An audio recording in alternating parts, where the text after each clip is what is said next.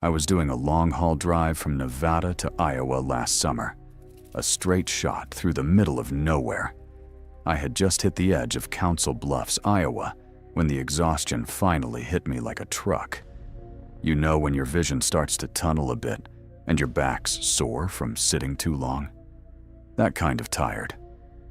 It was around 9 p.m., humid, thunderclouds rolling in, and I needed to crash somewhere for the night. I didn't care where. I saw this old motel just off the highway called Clover Inn. 2 stories, maybe 20 rooms total, all facing the parking lot.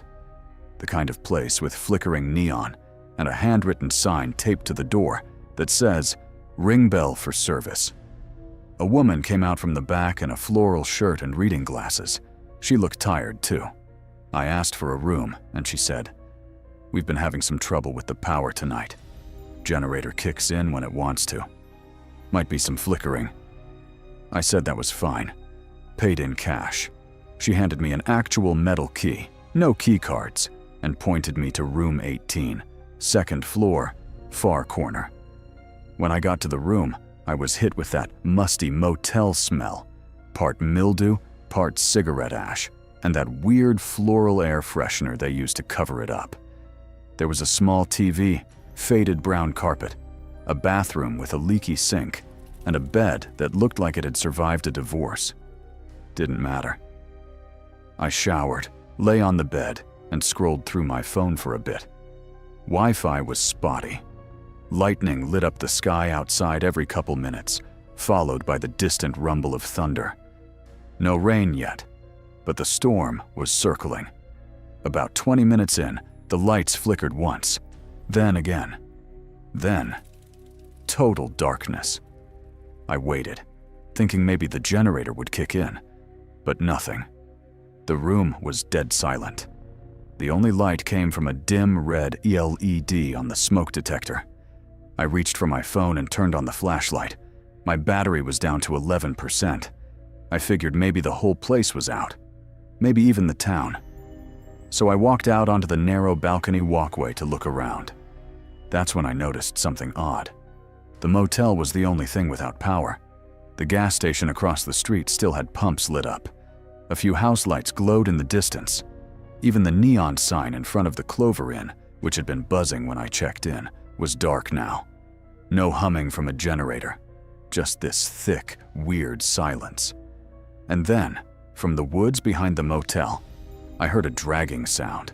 It was slow, rhythmic, like something heavy being pulled across concrete. At first, I thought maybe it was the maintenance guy trying to fix something, but the sound didn't make sense. It wasn't metallic like tools. It was more like a chain. I scanned the tree line with my flashlight. Nothing. But then, just for a second, when lightning flashed, I saw someone standing between 2 trees about 30 yards back. I blinked, focused. Another flash. Still there. They weren't moving, just standing. Their silhouette looked off, like they were leaning slightly forward. I don't know how to explain it, but their posture was wrong. I backed into my room slowly, closed the door, and turned the deadbolt. I sat on the edge of the bed, phone in hand, flashlight pointed at the floor. Then I texted my friend. "If I disappear tonight, it's this place, Clover Inn, Council Bluffs. Something's off." Right after I hit send, I heard that dragging sound again. But this time, it wasn't outside. It was coming from inside the motel. It echoed softly, like metal scraping along carpet and tile.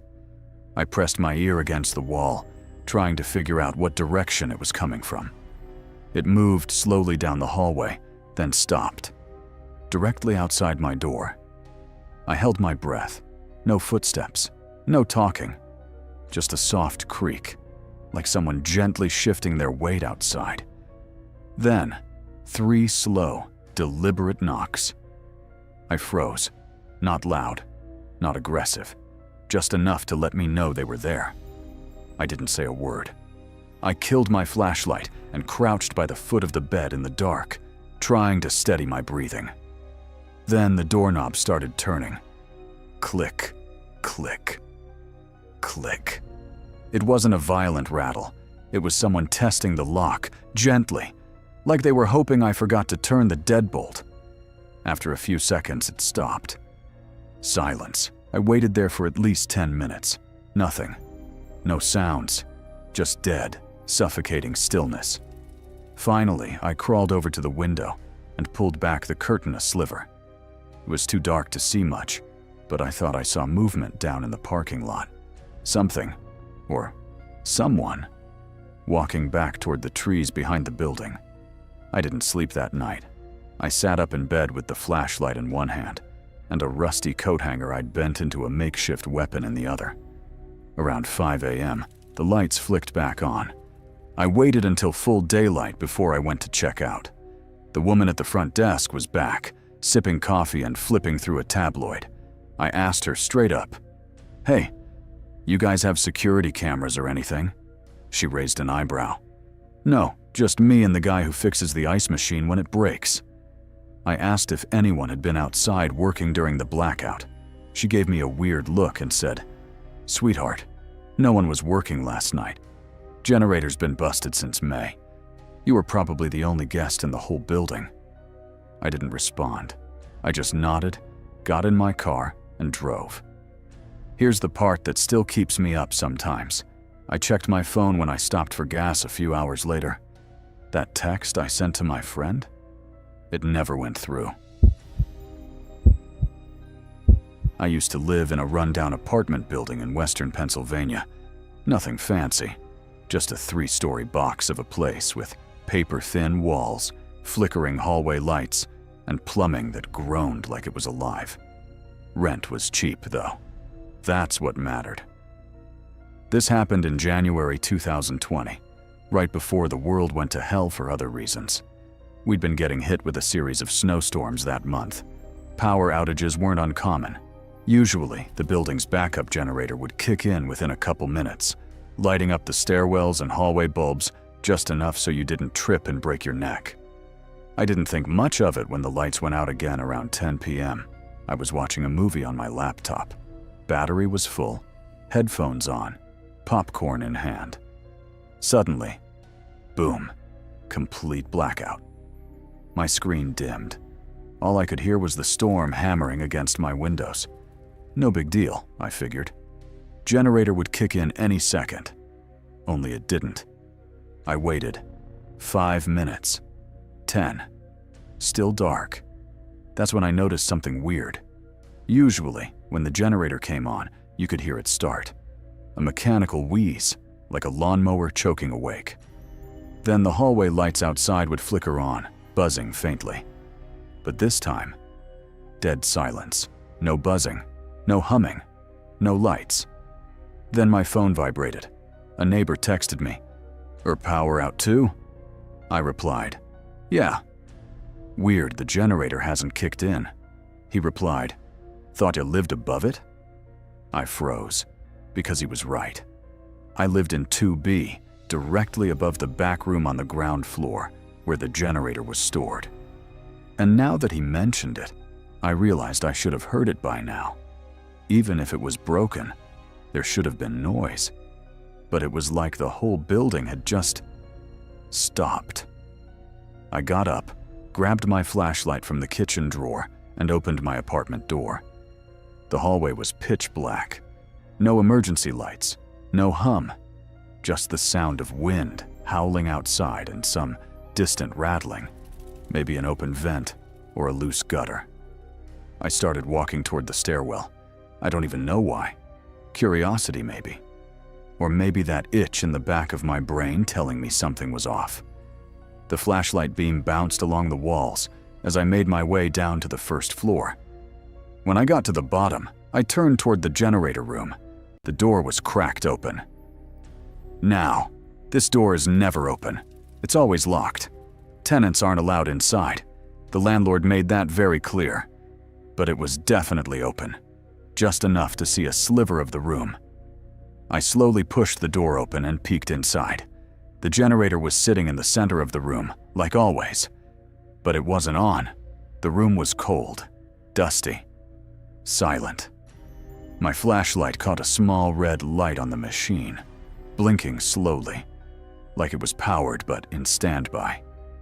That's when I noticed something else. In the corner of the room, there was someone standing there. Not a worker, not a neighbor.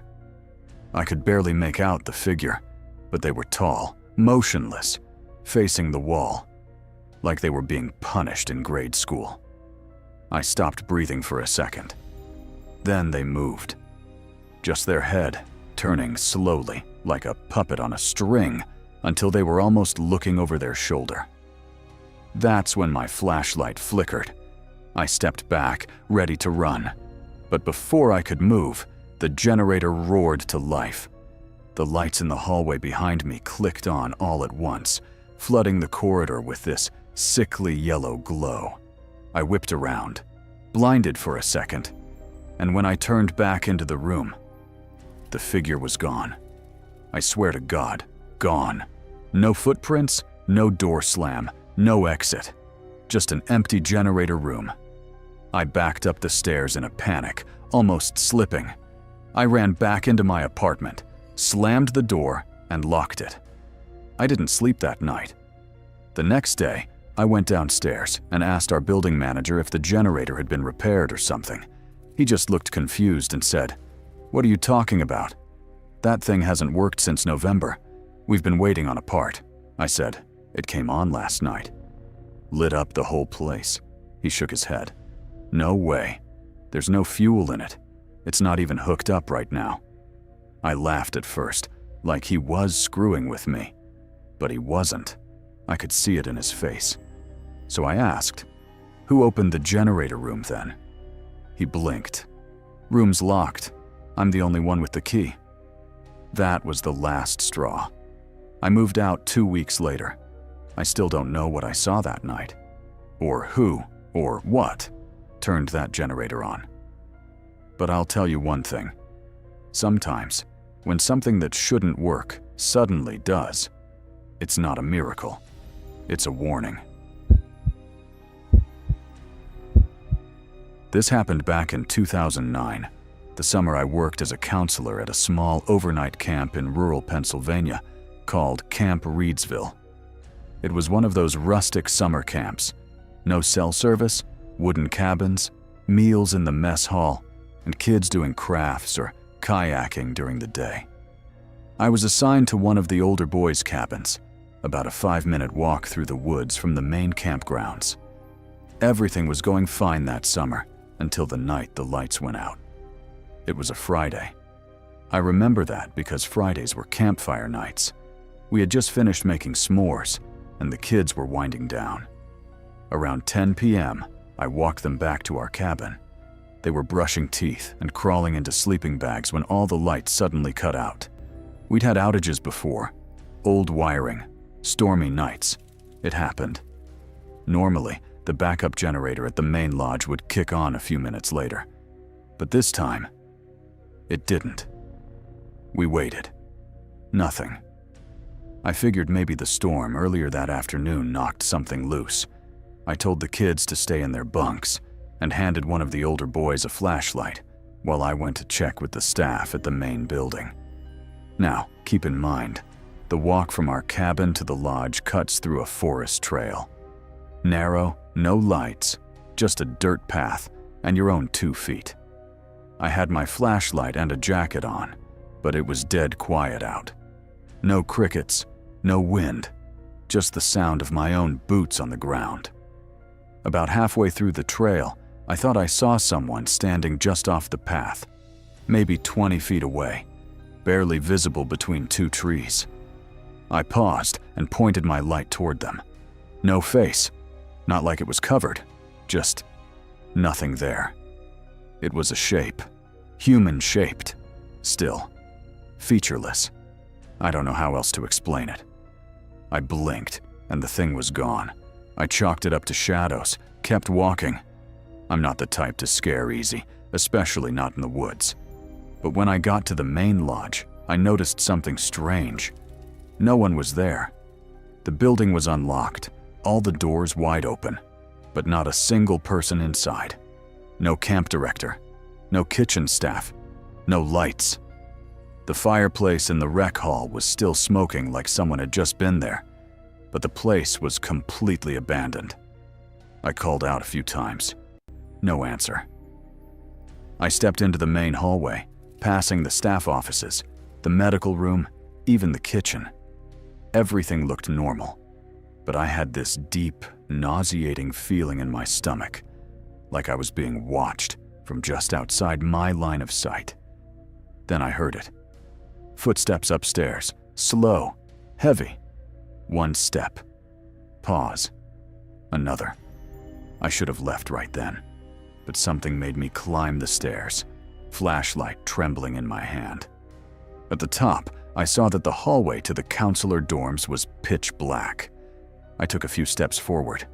Then I heard the sound of something dragging across the wooden floor ahead. Something big, like a thick blanket being pulled. Or maybe something heavier. I raised my flashlight and shined it down the hall. Nothing. Then, behind me, a loud crash, like a chair being thrown. I spun around. No one? Just the empty top of the stairs and the creaking sound of something slowly moving in the dark, coming from every direction. I ran. Down the stairs, through the lodge, out the front door, full sprint down the forest path, heart in my throat. I didn't stop until I saw the dim flicker of a flashlight from my cabin window. When I got back, the kids were all huddled together in their bunks, eyes wide.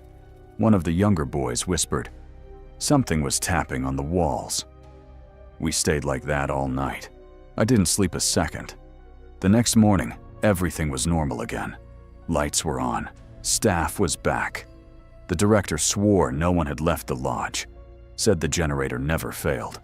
He looked confused when I asked him about the building being empty the night before. The only thing that proved something weird had happened. One of the kids found a single muddy boot print on the inside of the cabin wall. It wasn't from any of us. I didn't return to Camp Reedsville the next summer. If you're still with me after these 3 stories, double check that your doors are locked and make sure that noise in the dark is just your fridge. If you like hearing creepy true stories like these, hit subscribe for more terrifying content every week. Stay alert, stay safe.